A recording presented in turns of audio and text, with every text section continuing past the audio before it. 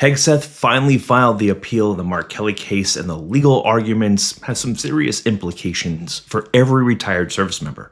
Hey, I'm Cody Harnish, UCMJ attorney. I'm a former JAG, and now I only practice military law.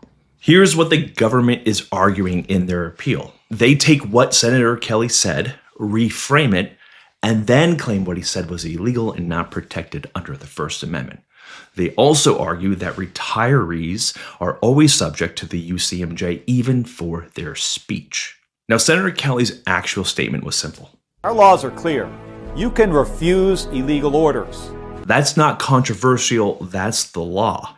So instead of arguing what he said was wrong, they reinterpret his statement, and then they defer to the Secretary of Defense's viewpoint on that statement.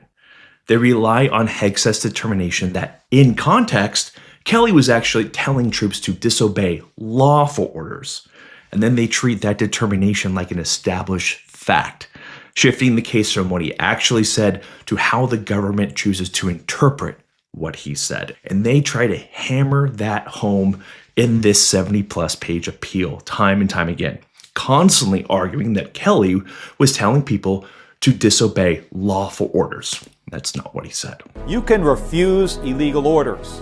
The implications from their legal argument in this appeal are this. If you are a military retiree, you don't have your full First Amendment rights ever. After 20 years of service, you never get them fully back. Because if the Secretary of Defense, whoever it is at the time, interprets what you say to be prejudicial to good order and discipline, no, they don't even have to call you back for a court-martial. They can just punish you and take your rank and pay away at any time. What a lovely, lovely retirement package. Hey, what's up? Okay, so I like following Cody. You know, he's an actual attorney for the military, and he seems to know his stuff factually, and that's what I like. But I also would preface this, I'm no attorney. I could play one on TV, but no, all jokes aside, I'm not an attorney. And I definitely never been in the military, although I do respect y'all. Thank you for your service. All right. So this case has bothered me from the beginning because I'm a person who what I say is what I meant. There ain't no interpretation. You can interpret it how you want to, but I'm very clear on my words. Words matter. So when Kelly said you can ignore illegal orders or something to that nature, he was very specific with his words. So how a person interprets that is not law.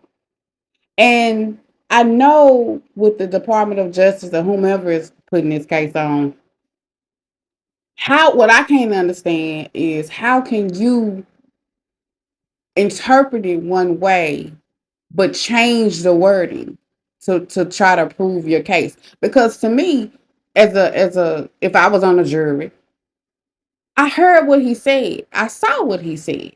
How you interpret it is in your mind. And the law says what the law says. And I believe military law is different from or separate from American law. I don't know. But they have their own standards and rules as far as the military is concerned. But going back to Kelly's words, he said what he said. You can't just change the words. And I can understand military still having some type of code of conduct even after they're retired. But if you never gain your First Amendment rights back, why would anybody join? It ain't just about education. It ain't just about money. We're talking about rights here because the military defends this country for our rights. Is that not how it works? So Kelly was quoting the law. Hegseth, which is the government, cannot change that. The case has not been proven under a reasonable doubt. Kelly definitely proved that because he didn't have the burden of proof. The government did. So Kelly's video wasn't AI. He said what he said clearly. How you interpret it is not law and it's not fact. I just don't see how, and I guess anybody can appeal something, but I just can't see how any judge or jury could believe that Kelly meant what Hegseth interpreted him to mean. Because Hegseth gave illegal orders. This war that we're currently in, based off of the laws of our country and the Constitution, is illegal. They didn't even go through Congress. So how can he even be attached to this if he himself is leading an illegal war and giving illegal orders? I just don't understand it. And to me, it makes the government look incompetent. So, I hope Kelly is asking for every rare cent of his legal fees back, every rare cent of it.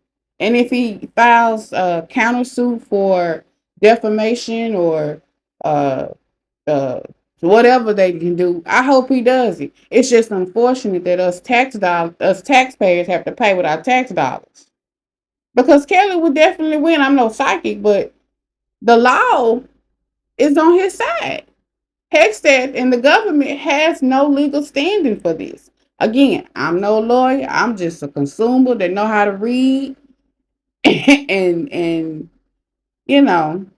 But this was curious to me. Do they lose their First Amendment rights? And they may not get it absolutely all back, but they don't lose it.